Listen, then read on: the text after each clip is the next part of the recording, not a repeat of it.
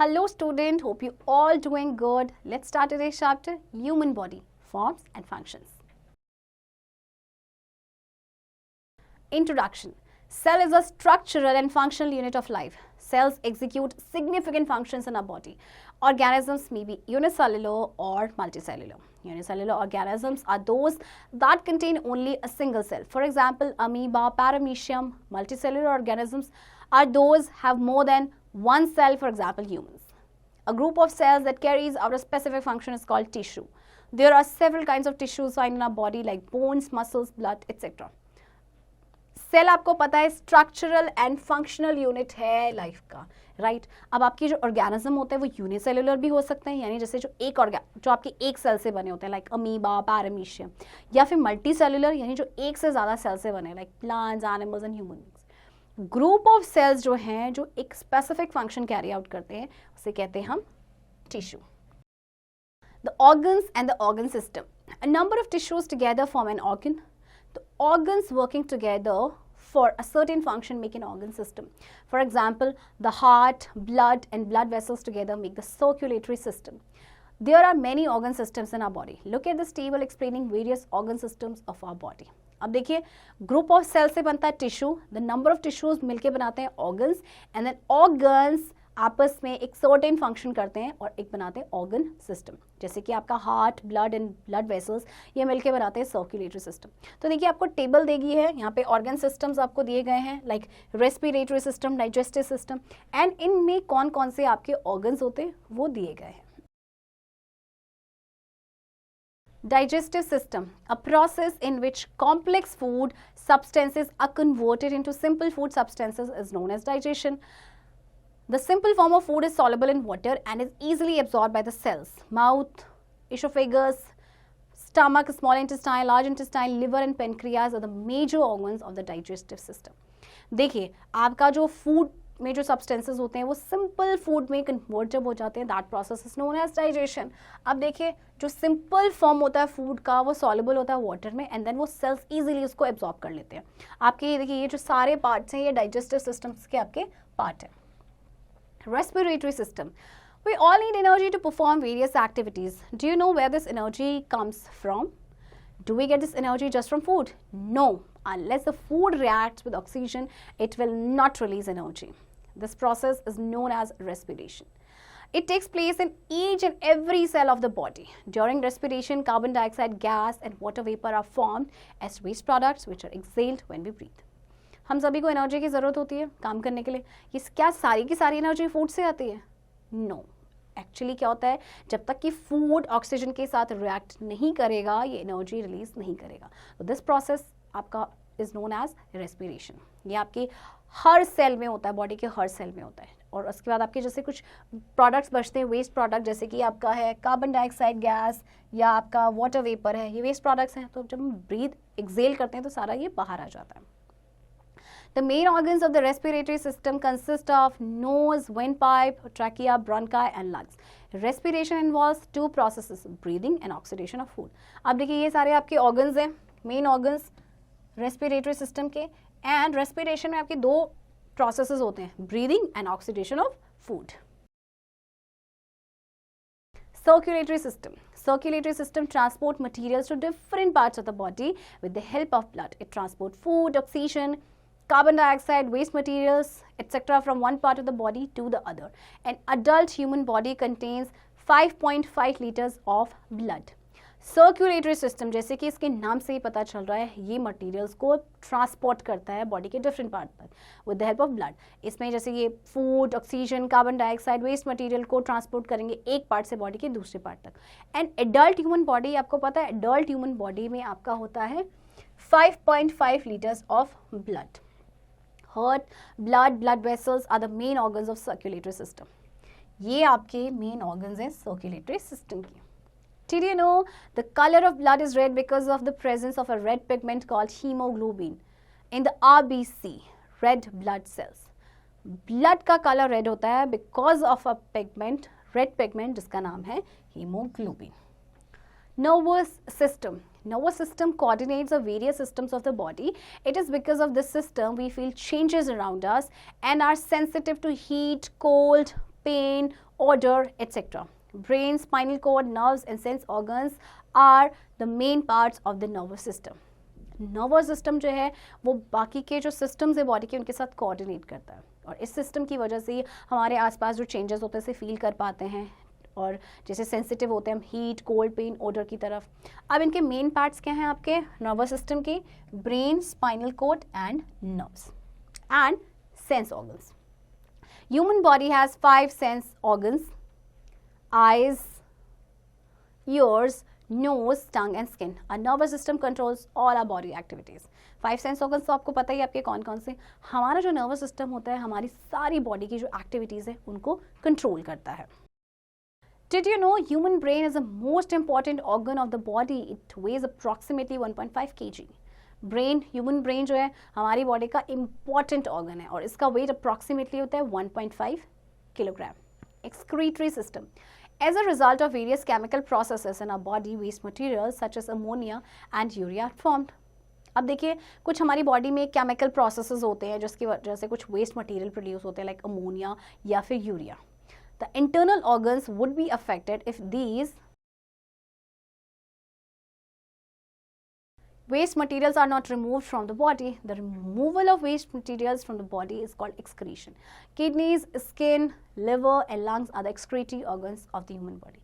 अब ये जो वेस्ट मटेरियल हमारी बॉडी से रिमूव नहीं हुआ तो क्या होगा, ये हमारी बॉडी के इंटरनल ऑर्गन्स को डैमेज करेगा. तो इसीलिए जो प्रोसेस होता है जिसमें वेस्ट मटेरियल का रिमूवल होता है from body, that is known as excretion. और एक्सक्रीटरी ऑर्गन्स कौन से हैं आपके? Kidneys, skin, liver and lungs. Reproductive system. Reproduction is a process of producing offspring of one's own kind. It ensures the continuity of a species. All living organisms reproduce. Some animals like dog, cow, monkey, man, etc. give birth to their young ones. Many animals like birds, frogs, fish, turtles, and insects lay their eggs from which their young ones come out. In humans, the male reproductive organ is testis and the female reproductive organ is ovary. Reproduction एक process है जिसमें जो living beings होते हैं वो अपने of spring यानी कि अपने बेबीज़ को प्रोड्यूस करते हैं, और इससे क्या होता है कि स्पीशीज़ की कॉन्टिन्यूटी बनी रहती है. कुछ ऐसे ऑर्गेनिजम्स होते हैं जो अपने बच्चों को जन्म देते हैं, कुछ एग्स ले करते हैं, एग्स की से वो प्रोड्यूस करते हैं. ह्यूमंस में जो मेल रिप्रोडक्टिव ऑर्गन है उसे कहते हैं टेस्टिस, एंड जो फीमेल रिप्रोडक्टिव ऑर्गन है that is ovary. Skeletal system. The collection of bones that hold our body up is called skeleton. Our body would be useless without the skeletal system. Without it, we would not be able to move at all. Thus, we would just be flat on the floor. Skeletal system, collection है हमारी bones का जो हमारी body को hold करके रखता है, उसे कहते हैं हम skeleton. हमारी बॉडी जो यूजलेस होती है अगर स्केलेटल सिस्टम नहीं होता तो हम मूव ही नहीं कर पाते, हम जस्ट फ्लैट एकदम से फ्लोर में पड़े हुए रहते हैं अगर स्केलेटल सिस्टम नहीं होता तो. At the time of birth, you had around 305 bones. By the time you become an adult, you will have around 206 bones only. This is because as you grow, some of the bones join together to form one bone. The end of each bone is covered by a tough, smooth, shiny substance called cartilage. Our bones are held together by strong, stretchy bands called ligaments. The skeleton performs the following important functions. अब देखिए जब आपका birth होता है ना तो around 305 bones होते हैं, लेकिन जैसे आप अडल्ट बनते हैं तो 206 बोन्स हो जाती हैं. ऐसा क्यों? क्योंकि कुछ बोन्स जो हैं आपस में फ्यूज होके एक बोन बना लेती हैं, राइट. अब जो एंड होता है हर बोन का वो कवर्ड होता है टफ, स्मूथ, शाइनी सब्सटेंस से जिसे कहते हैं कार्टिलेज, राइट. एंड हमारी बोन्स को साथ में कौन होल्ड के रख सकता है? एक स्ट्रेची बैंड जिसे कहते हैं लिगामेंट्स. तो चलिए फंक्शंस देखते हैं स्केलेटन के. It gives us shape that we have. It provides support to the body. It protects our vital organs such as brain, heart and lungs. It allows us to move because our muscles are attached to our bones. When our muscles move, they move the bones and we move. It makes blood cells with the help of bone marrow, a soft substance present inside the bones. Skeletal system हमारी body को shape provide करता है, हमें support provide करता है body को, हमारे जो वाइटल ऑर्गन्स हैं जैसे कि ब्रेन, हार्ट, लंग्स उनको प्रोटेक्ट करता है, हमें मूव करने में हेल्प करता है. इसके अलावा ब्लड सेल्स बनाते हैं बोन मैरो की हेल्प से. एक सॉफ्ट सब्सटेंस होता है जो बोन्स के अंदर होता है. Types of skeleton. Different types of animals have different types of skeleton. These are as follow. Exoskeleton. The skeleton that is outside the body is called exoskeleton. For example the hard outer shell of a crab or a snail. It mainly protects the animal's soft body and helps in excretion, sensing, support and feeding. देखिए वो आपका skeleton जो आपकी body के बाहर होता है, that is called exoskeleton, जैसे क्रैब या स्नेल के केस में होता है. Endoskeleton, such kind of skeleton is present organisms like human beings, fish, birds, lizards, frogs and mammals. और इस तरह का जो skeleton होता है बॉडी के इनसाइड होता है, जैसे कि फिश में, बर्ड्स में, ह्यूमंस में. Liquid skeleton. Liquid skeleton is present in some animals such as caterpillars and earthworms. The liquid is found trapped in between the spaces inside the body. The human skeleton has the following main parts. अच्छा, liquid skeleton है जो कुछ animals में पाया जाता है, जैसे कि कैटरपिलर्स या अर्थवर्म्स की बात करें. जो लिक्विड होता है वो बॉडी के बीच में जो स्पेस होता है उसमें ट्रैप्ड होता है. अब देखिए ह्यूमन स्केलेटन के मेन पार्ट्स हैं. The skull. The skull is a bony framework for a head. It is the heaviest part of the body. It supports the structure of the face and protects the brain against any kind of injury. The cranium is a part of the skull that protects the brain in its cranial cavity. The human skull consists of 14 facial bones that form the lower front of the skull and provide the framework for most of the face. Skull जो है बोनी framework है head का, ये heaviest part होता है body का. ये face के स्ट्रक्चर को सपोर्ट करता है एंड ब्रेन को प्रोटेक्ट करता है किसी भी इंजरी से. क्रेनियम. क्रेनियम जो है ये स्कल का पार्ट है जो ब्रेन को प्रोटेक्ट करता है और ये होता है क्रेनियल कैविटी में.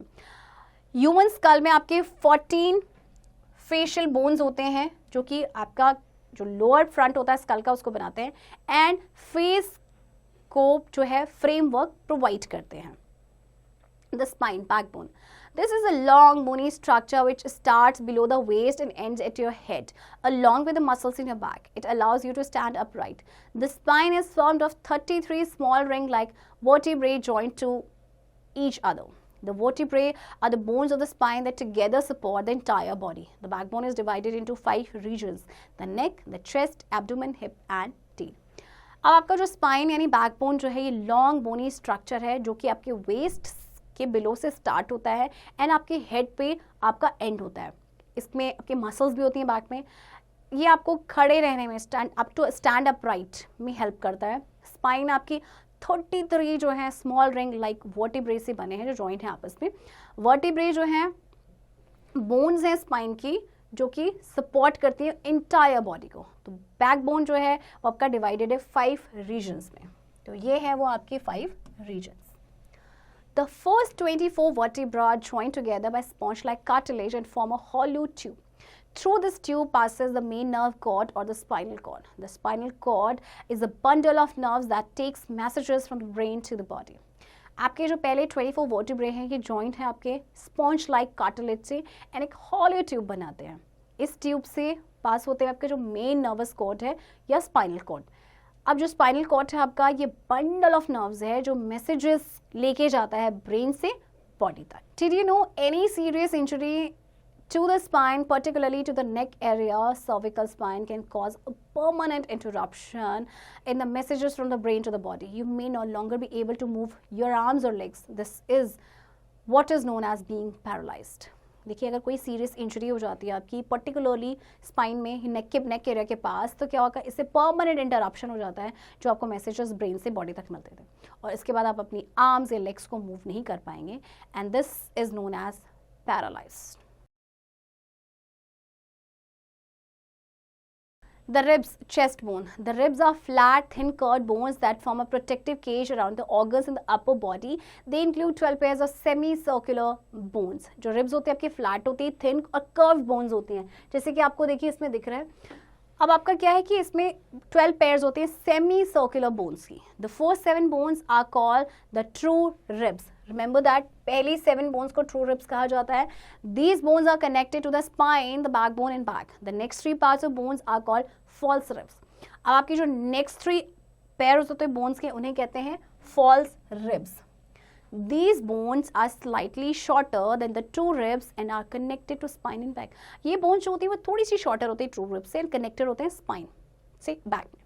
The last 2 pair of ribs are free and are called floating ribs, while the first pair is attached by the cartilage to the breastbone at the front.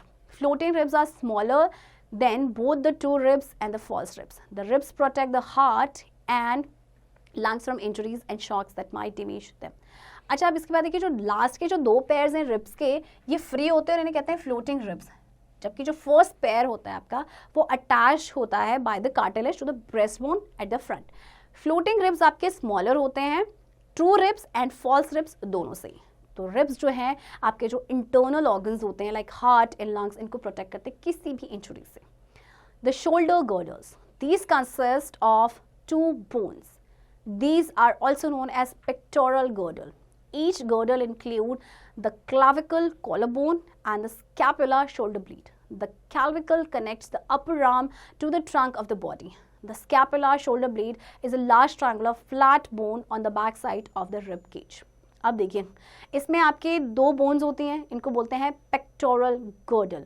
Her girdle में आपका होता है clavicle या बोलते हैं जैसे collar bone and scapula shoulder blade. जो clavicle है आपका ये कनेक्ट करता है अपर आर्म को बॉडी के ट्रंक तक, एंड जो स्कैपुला या जो शोल्डर ब्लेड होती है ये लार्ज ट्रायंगुलर फ्लैट बोन होती है रिब केज के बैक साइड में. The hip girders, these consist of 2 bones and are known as the hip girdles. These consist of 2 bones and are together known as the pelvic girdle. Both the pelvic girdles join to form a bowl-like structure called the pelvis. This provides protection to the internal organs of the abdominal area.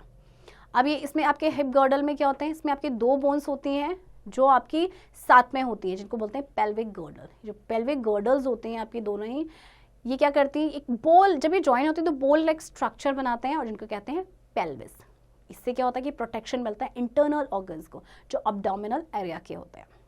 The limbs, 4 limbs consist of the bones of the upper arm, forearm, wrist, palm and finger. The upper arm is a long bone called humerus. अच्छा, 4 limbs में आपकी क्या होती हैं, bones अपर arms की, forearm की, wrist, palm और fingers की. जो अपर आर्म है आपकी एक लंबी सी बोन है जिसे कहते हैं ह्यूमरस. एंड आपकी जो लोअर बोन्स होती हैं उसमें आपके 2 बोन्स हैं, radius and ulna. Each hind limb consists of 30 bones. Each hind limb includes the bones of thighs, lower leg, knee, ankle, sole and toes. The main bones of the leg are femur, patella, fibula and tibia. The thigh bone of femur is the longest and strongest bone of human body. The patella is a thick bone which is attached with the femur. The lower leg has 2 long bones, tibia and fibula. Her hind limb में आपके 30 bones हैं और हर आप इसमें आपके क्या included हैं, देखिए bones of thighs, lower leg, knee, ankle, sole and toes. तो जो मेन बोन्स हैं आपके लेग की वो है आपके femur and patella, fibula and tibia.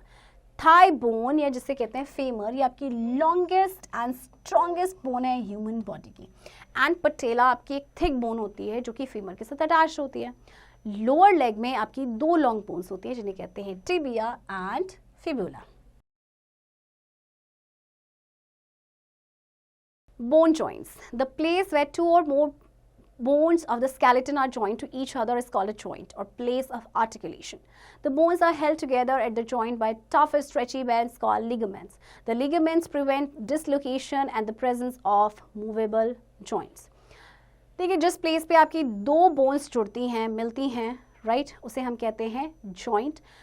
और इसको बोन्स को हेल्ड करके रखता है जॉइंट पे कौन, एक टफ स्ट्रेची बैंड जिसे कहा जाता है लिगामेंट्स. तो ये जो लिगामेंट्स है ये डिसलोकेशन को प्रिवेंट करता है एंड मूवेबल जॉइंट्स की प्रेजेंस को. Joints are of different types. Fixed joints, these are fixed joints and do not allow any movement. These joints are fused together, for example the joints in the skull. Fixed joints आपकी कोई भी movement allow नहीं करती हैं, for example जो आपकी skull की joints है. Ball and socket joint, these joints are formed where the rounded head of one bone fits into the socket like cavity of another bone. For example, the shoulder joint and the hip joint. These joints allow freedom of movement in all directions. आपकी ball and socket joint जो है हर direction में ये freely move करते हैं. और ये कैसे बनते हैं, जब राउंडेड हेड होता है एक बोन का, फिट हो जाता है सॉकेट लाइक कैविटी में दूसरी बोन के, राइट, जैसे कि आपके शोल्डर जॉइंट है या फिर आपका हिप जॉइंट है. Hinge joints, these joints make movement possible in one plane only. These occur where the convex surface of one bone fits into the concave surface of another bone. Example, the joints of knee, elbow and ankle. ये जो joints होते हैं आपके, ये एक ही plane में इनका movement possible हो पाता है। और ये क्यों होता है? क्योंकि देखिए जहाँ पे आपका कॉन्वेक्स सरफेस होता है एक बोन का, वो फिट होता है कॉनकेव सरफेस पे दूसरे बोन का। एग्जाम्पल्स हैं आपके ये सारे। Gliding joints. This type of joint allows limited movement as two bones are able to glide over each other. अब इस तरह का जो जॉइंट है वो लिमिटेड मूवमेंट ही प्रोवाइड कर पाते हैं क्योंकि जो दो बोन्स हैं वो एक दूसरे के ऊपर ग्लाइड करती हैं। Movable joints of backbone are gliding joints. Such joints have fluid around them to reduce friction so that bone is not damage. तो ऐसे जॉइंट्स के बीच में ना फ्लूइड्स होता है जिससे कि फ्रिक्शन रिड्यूस हो सके और बोन डैमेज ना हो। Pivotal joint. In this type of joint, the end of one bone rotates around the axis of another bone. This joint is between the radius and the ulna. For example, when the palm of the hand is turned inward or outward, the end of the radius rotates around the ulna. इस joint में आपका क्या होता है? जो end होता है एक bone का वो rotate करता है दूसरे bone के axis पे। ये जॉइंट आपका होता है रेडियस एंड अल्ना के बीच में। फॉर एग्जांपल जब भी जो हैंड का पाम होता है उसको इनवर्ड या आउटवर्ड टर्न किया जाता है तो जो एंड होता है रेडियस का वो रोटेट होता है around the ulna. Movement of bone. We know that bones are held together at the joints by strong cords called ligaments. A muscle is made up of bundles of fibers clenched together by connective tissue. Muscles help in the movement of the bones at the areas of joints. Bones are covered with muscles. Muscles are connected to the bones by tough cords called tendons. The muscles move the bones by their pull. Muscles आपको पता है bundles of fibers से आपके बने हुए हैं, right? जो कि आपके साथ में हैं by connective tissue. Muscles जो हैं help करते हैं bones के movement में at the areas of joint. Bones आपके covered है muscles से और muscles आपके connected है bones से by tough cords जिन्हें बोला जाता है tendons. और muscles जो हैं move करते हैं bones को by their pull. Locomotion in organisms. Locomotion enables the organism to move from one place to place. Movement is a major characteristic of all living organisms. Some animals show movement but do not show locomotion. Organisms such as sponges, some corals, sea anemones do not change their place but show movement without changing their position. अच्छा देखिए, locomotion से क्या होता है कि organism जो एक place से दूसरे प्लेस में मूव करता है। मूवमेंट एक मेजर कैरेक्टरिस्टिक है किसी भी लिविंग ऑर्गेनिज्म का। तो कुछ एनिमल्स जो है मूवमेंट तो शो करते हैं बट लोकोमोशन नहीं। जैसे कि अगर हम इन ऑर्गेनिजम्स की बात करें तो ये क्या करते हैं, ये अपने प्लेसेस को चेंज नहीं करते हैं but they show movements without changing their position. Movement in fish. Fish can move very smoothly and quickly in water. The body of a fish is streamlined to reduce friction in water. Fish have fins that help them to swim in water. The muscles are arranged in multiple directions that allow them to move in any direction. Fish की body streamline shape में होती है जिसकी वजह से वो smoothly और quickly water में मूव करती है। इसके अलावा फिश के पास फिन्स होते हैं जो कि उसको स्विम करने में हेल्प करते हैं। मसल्स जो होती हैं वो मल्टीपल डायरेक्शंस में आपकी अरेंज्ड होती हैं फिश की, जिसकी वजह से वो किसी भी डायरेक्शन में मूव कर सकते हैं। A wave passes down from the heel to the tail. The fin provides a platform to exert the thrust from the muscles to the water. अब क्या होता है, जो वेव जो होती है पास डाउन होती है हील से टेल तक, एंड जो फिन है वो एक प्लेटफॉर्म प्रोवाइड करते हैं थ्रस्ट को एक्सर्ट करने के लिए मसल से वाटर तक। Movement in snakes. Snakes have rough scale on the underside of the body which help in locomotion. Snake की बॉडी में अंडर साइड रफ स्केल होते हैं जो उसको लोकोमोशन में हेल्प करते हैं। There are many vertebrae in snakes. Snake में बहुत सारे vertebrae होते हैं। A number of slender muscles connect the adjoining vertebrae, ribs and skin. These muscles help the snake to move forward by making many loops. Each loop gives a forward push against the surface. तो देखिए number of slender muscles होती हैं जो कि adjoining vertebrae के साथ connected होती हैं, ribs and skin के साथ। एंड ये जो मसल्स होती हैं स्नेक को मूव करने में हेल्प करती है forward by making many loops. तो क्या होता है, हर लूप जो है एक फॉरवर्ड पुश देता है against the surface. Movement snail. Snails have a flat, strong, muscular foot that helps them to move slowly. The shell of the snail produces a liquid called mucus which helps in locomotion. When the snail moves, the shell is dragged along with the body.